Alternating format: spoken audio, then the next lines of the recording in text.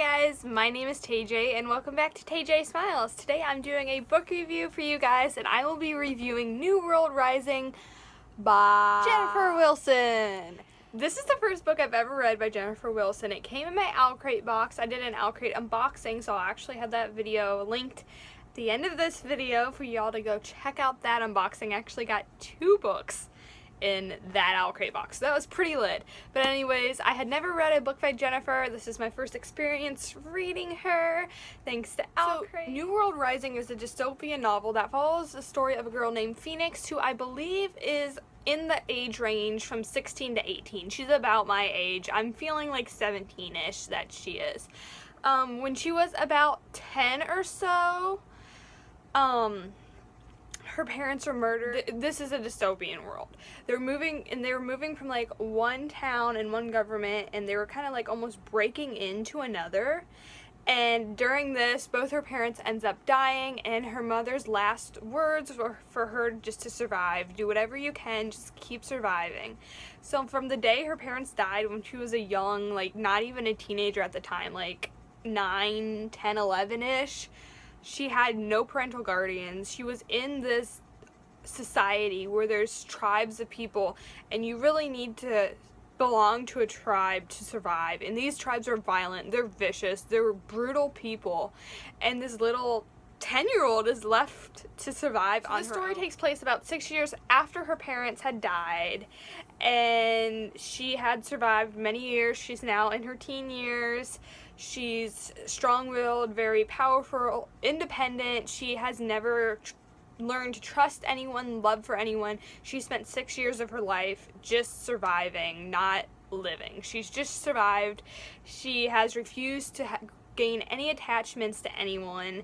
She doesn't want to love anyone. She doesn't want to like help anyone. She's doing what she needs to do to keep moving and keep surviving.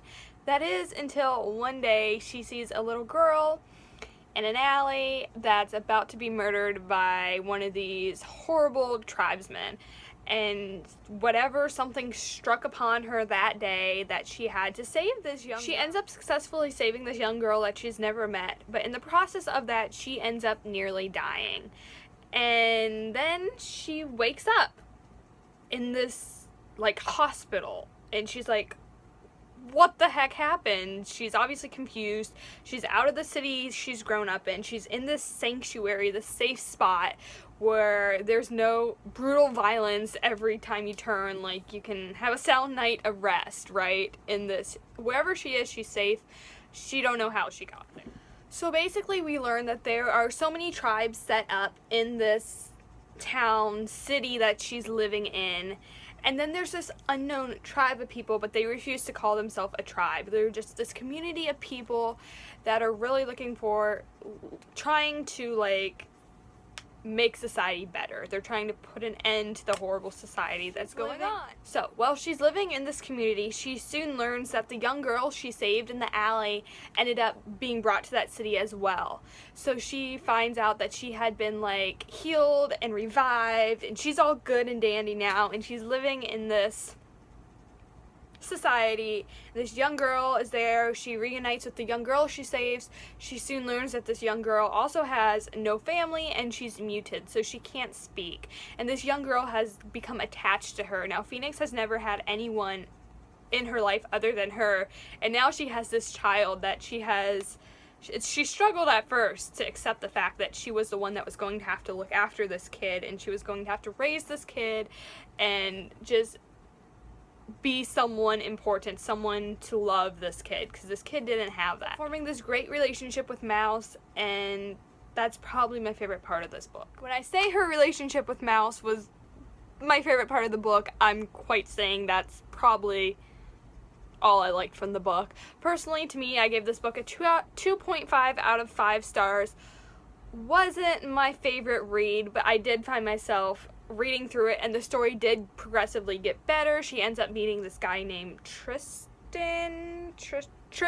She ends up meeting Triven in the compound, and her and Triven and Mouse become really close, and they just have a great, strong relationship. She has the internal struggle of learning to love others and care for others, and just learning to live instead of just survive. Personally, to me, one of the main reasons why I rated this book low on the scale is because I felt it was very similar to the Hunger Games in a lot of ways. It was dystopian, female lead, but what really got me was the relationship between Phoenix and Mouse, and how it was so similar to the relationship that Katniss shared with, like, Prim and Rue in the Hunger Games. Not only is this town they're living in, like, surrounded by this force field almost, so they can't escape, much like the force field described in Catching Fire of the Hunger Games, sorry, the second book, blank there for a second. That aspect, the dystopian aspect, I liked better in this book versus the Hunger Games, is that you got to see more interaction with Phoenix and Mouse than you ever did with, like, Katniss and her sister Prim. You know in the Hunger Games that Katniss did everything she did to protect Prim, but you never really got to see them together, in my opinion at least. I know, like, there is scenes throughout the books where you see them, like, doing sistery things and bonding, but you really seen that in this book, and I really enjoyed that from this book. Like I said, like, their relationship was probably my favorite part of this book. Not that I didn't love Trivan. Trivan was probably my favorite character in the book, but my favorite relationship in the book was definitely Phoenix and Mouse. And then in the Hunger Games, Katniss, she does all this for her sister, and she goes away to the games, and then she's fighting the revolution, and her sister just grows up so fast, and you really don't get to see their relationship together. In this one, you see them together. So that's what I really liked in this book compared to the Hunger Games. But like I said, overall, I'd give this book 2.5 out of 5 stars. It did get better as you read and you went along. And I did not realize that going into this book that it was part of a trilogy. It was part of a trilogy. Why do I even talk? Part of a trilogy, right? Didn't realize that. I will pick up the second book and see how I feel about it. Who knows how well I will. Okay, guys. So that was my short little synopsis and short review, kind of mashed together, of New World Rising. I hope you enjoyed this spoiler-free review. Thank you so much for watching, and I will see you in my next video. Goodbye, guys!